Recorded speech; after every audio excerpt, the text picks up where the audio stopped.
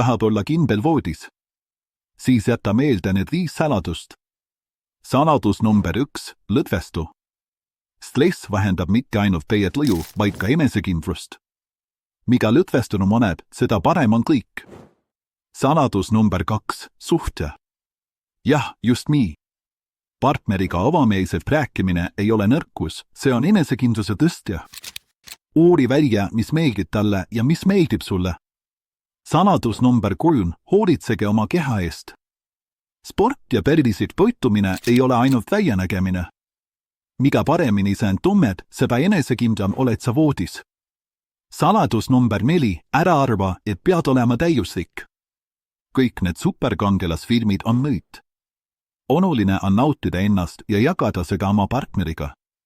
Saladus number 5, ole enesekindel, kuid mitte enesega rahulolev. Enesekindlus ei tulene sellest, et sa tead kõike. See tuleb siis, kui oled avatud uutele kogemustele.